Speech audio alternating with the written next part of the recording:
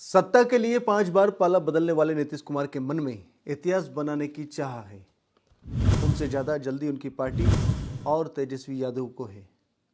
तेजस्वी की नज़र सीएम की कुर्सी पर है, इसलिए राष्ट्रीय जनता दल का स्वार्थ तो समझा जा सकता है, लेकिन नीतीश की पार्टी क्यों ऐसा कर रही है ये पता नहीं। नमस्कार, मैं हूं समंदर सिंह राजपूत और आप मेरे साथ देख रहे हैं समंदर अलर्ट। नीतीश कुमार की बात करें तो नीतीश की पार्टी जेडीयू के गलियारों से कुछ खबरें फैलाई जा रही हैं। इसमें से एक महत्वपूर्ण है, इसे जानकर राहुल गांधी परेशान हो सकते हैं।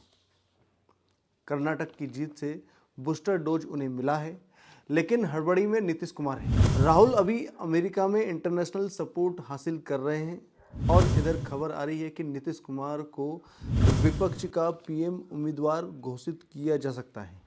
कहा जा रहा है कि 12 जून को पटना में विपक्षी दलों की बैठक में इसकी घोषणा की जा सकती है। कल तक तो यही पता नहीं था कि इस बैठक में कांग्रेस शामिल होगी या नहीं।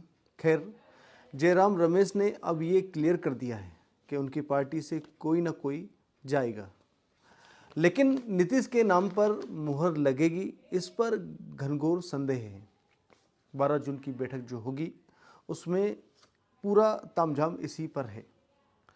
सिद्धारमैया से लेकर गहलोत तक अब राहुल को पीएम पद के लिए फिट मान रहे हैं।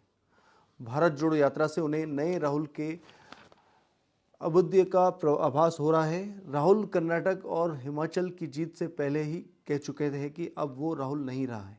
कौन सा राहुल रहा है ये तो विषय उनकी पार्टी का है, लेकिन ममता बनर्जी, शरद पवार, केसीआर, उद्धव ठाकरे, अखिलेश यादव, हेमंत सोरेन, अरविंद केजरीवाल और मल्लिका अर्जुन खड़गे से ताबड़तोड़ मुलाकात के बाद नीतीश इस महीने में कामयाब माने जाएंगे कि उनके कहने पर पटना में सभी विपक्षी दल जुट रहे हैं। पर विपक्षी दलों के बीच का वैचारिक व्यवहारिक विरोधाभास खत्म हो गया है, ऐसा कहना मूर्खता होगी। खुद नीतीश कुमार इस महीने में अपनी विश्वसनीयता खो चुके हैं।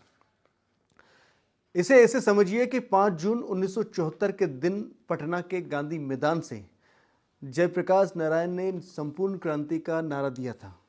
इंदिरा गांधी को हटाने के लिए, कांग्रेस की सत्ता मिटाने के लिए। और नीतीश कुमार अपनी राजनीति ही जेपी को समर्पित करने की बात करते रहे। वही नीतीश उस ऐतिहासिक घटना की गोल्डन जुबली साल में कांग्रेस के साथ मिलकर भाजपा को भगाने का दम भरेंगे। इसी गोल्डन जहां पहले भाजपा के साथ थे। ये बात कांग्रेस और ममता दोनों को मालूम है कि नीतीश की राजनीति वाजपेयी से लेकर मोदी काल तक भाजपा के साथ घूमती रही है। चाहे बिहार में भाजपा ने जेडीयू से ताकत पाई हो या नीतीश ने बीजेपी से, या फिर दोनों ने एक दूसरे से। लेकिन क्या नीतीश कुमार लोकसभा चुनाव 2024 में 1-to-1 फार्मूला को लागू कर पाएंगे? ये फार्मूला है भाजपा के खिलाफ हर सीट पर विपक्ष का एक साझा। बड़ा मुश्किल है, लेकिन उम्मीदवार खड़ा करना, एक साथ साझा उम्मीदवार खड़ा करना, मतलब कांग्रेस 200 से ज्यादा सीटों पर चुनाव ही ना लड़े। ये फार्मूला देखा जाए तो कर्नाटक की जीत के बाद क्या राहुल गांधी इसके लिए तैयार होंगे? अब सीधा मुकाबले की बात करें तो सीधा मुकाबला नीतीश की कोशिश यदि है, नीतीश की कोशिश और मोदी को हटाने की चाहत है, तो इस बीच कुछ आंकड़े हम आपको बताते हैं जो आपको ये दिलचस्प कहानी बयां करते हैं। लोकसभा की 543 सीटों में से 190 ऐसी है जिन पर भाजपा और कांग्रेस के बीच सीधा मुकाबला है। इनमें से 92.1% सीटों पर भाजपा के सांसद हैं, मतलब 175 सीटों पर भगवा परचम फहरा रहा है। कांग्रेस सिर्फ 15 सीटों पर काबिज है। आगे 185 लोकसभा सीटें ऐसी है जहां भाजपा का मुकाबला गैर कांग्रेसी दलों से है। पिछले चुनाव में इनमें से 128 पर भाजपा और 57 पर अन्य दलों की जीत हुई है। अब 71 सीटों पर कांग्रेस का मुकाबला गैर भाजपा दलों से है, जो नीतीश की अगुवाई में पटना में मिलेंगे। पिछले चुनाव में इन 71 सीटों में से 37 पर कांग्रेस जीती और 34 पर दूसरे क्षेत्रीय दलों की जीत हुई। पूरे देश के मैप में हर एक लोकसभा सीट की समीक्षा करना मुश्किल है, लेकिन अगर जीते हुए और दूसरे नंबर पर रहे तो उम्मीदवारों के दलों को देखें तो 5 इलाके साफ तौर पर सामने आते हैं। अब यदि हम बात करें भाजपा बनाम क्षेत्रीय दल की, तो क्षेत्रीय दल यदि दोनों सीटों की बात करें तो 198 सीटें, यहाँ पर हम उत्तर प्रदेश, बिहार, झारखंड, पश्चिम बंगाल और उड़ीसा के 198 सीटों का हाल देखते हैं, जिनमें से 116 सीटों पर भाजपा का कब्जा है। इन राज्यों में 154 सीटों पर भाजपा और रीजनल पार्टी के बीच सीधा मुकाबला है। 25 पर कांग्रेस और क्षेत्रीय दलों के बीच 25 सीटों पर मुकाबला हुआ। 19 सीटें ऐसी जहां क्षेत्रीय पार्टियां आपस में टकराती हुई दिखी। पश्चिम बंगाल में चौतरफा मुकाबला था भाजपा, कांग्रेस, टीएमसी और लेफ्ट पार्टियों के बीच। इसके बावजूद 42 में 39 सीटों पर भाजपा या तो जीती या दूसरे नंबर पर रही। उत्तर प्रदेश की यदि बात करें तो 80 सीटों में 62 पर भाजपा ने जीत हासिल की है। 74 सीटों पर उसका मुकाबला सपा, बसपा और सहयोगी पार्टियों से रहा है। सिर्फ 4 सीटों पर कांग्रेस पहले या दूसरे स्थान पर रही है। अब बात करते हैं कांग्रेस बनाम क्षेत्रीय दल की। 25 सीटें केरल, लक्षद्वीप, नागालैंड, मेघालय और पांडुचेरी। 25 सीटों में से 17 पर कांग्रेस ने जीत हासिल की थी, लेकिन 20 सीटों पर कांग्रेस पहले या दूसरे स्थान पर रही है। भाजपा सिर्फ केरल की एक सीट पर दूसरे स्थान पर रही है। अब ऐसे में कड़ा मुकाबला यहां भी है, लेकिन जो दिखाई देता है जिसमें विपक्ष एकजुट होने के लिए प्रयासरत है। महाराष्ट्र, पंजाब, तेलंगाना समेत 6 राज्यों की 93 सीटों पर 2 से अधिक दल मैदान में मौजूद दिखाई दे रहे हैं। 2019 के रिजल्ट को देखें तो भाजपा ने 40 सीटें जीती, अन्य दलों के खाते में 41 सीटें गई।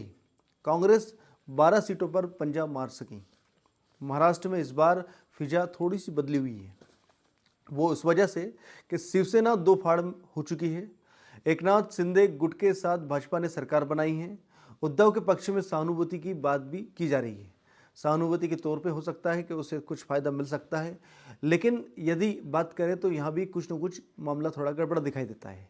क्षेत्रीय दलों के बीच आर पार की यदि बात करें तो 66 सीटें तमिलनाडु, आंध्र प्रदेश, मिजोरम और सिक्किम के 66 लोकसभा सीटों पर भाजपा कहीं किसी सीन में नहीं दिखाई दे रही है। यही क्षेत्रीय दल मजबूत है जिन्होंने पिछले इलेक्शन में 58 सीटें जीती।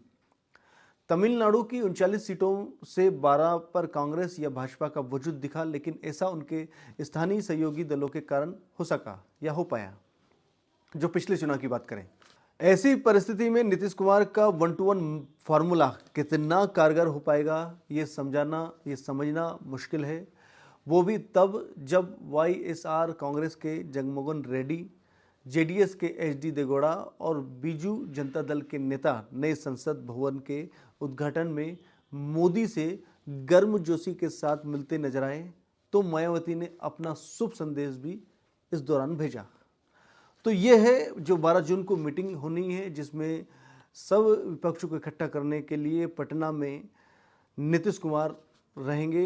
हो सकता है वो अपने आप को प्रधानमंत्री का पीएम उम्मीदवार घोषित कर सके, ऐसी कुछ संदेह की बात है, लेकिन कितना सच है ये तो उस 12 जून को साफ हो पाएगा। लेकिन इस मीटिंग से कांग्रेस बड़ी परेशान है।